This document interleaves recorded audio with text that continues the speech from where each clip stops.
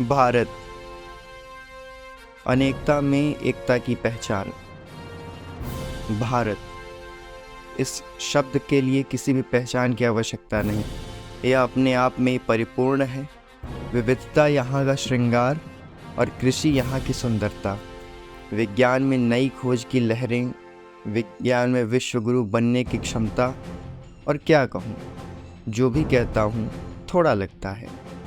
आज हम इसी देश के इतिहास के कुछ पन्ने पलटते हुए पीछे चलेंगे और देखेंगे इसका सुनहरा उद्गम, कुछ काले दिन और स्वतंत्र युग की शुरुआत।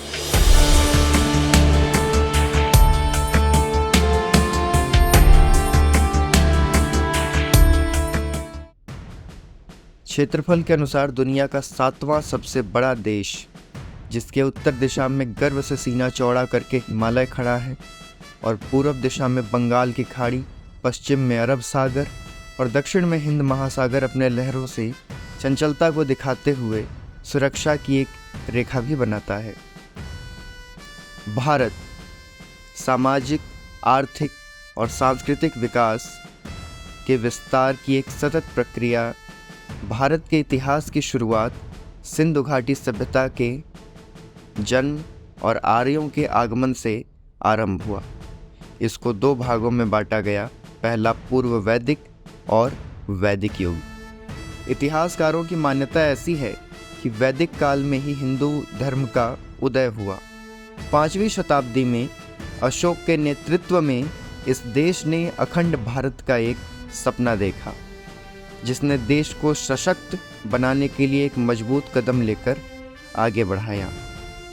लेकिन कलिंग का युद्ध एक बहुत बड़े परिवर्तन का साक्ष्य हुआ, जिसके बाद अशोक ने बौद्ध धर्म को अपना लिया और अहिंसा के रास्ते पर चलना शुरू कर दिया।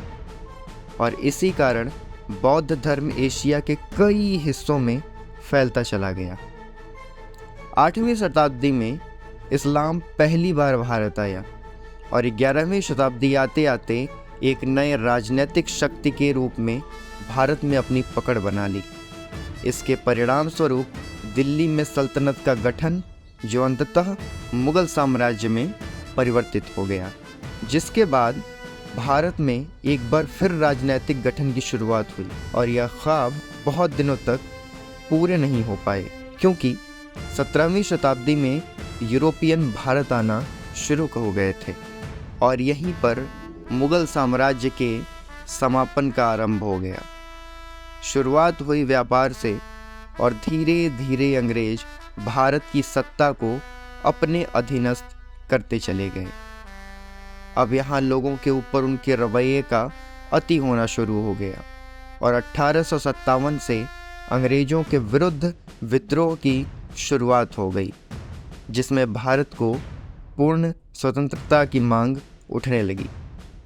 हालांकि अंग्रेजों ने ऐसे अनेकों क्रांतियों को दबाने की कोशिश की, मगर अंततः 1947 को भारत का संघर्ष पूरा हुआ और भारत आज़ाद हो गया।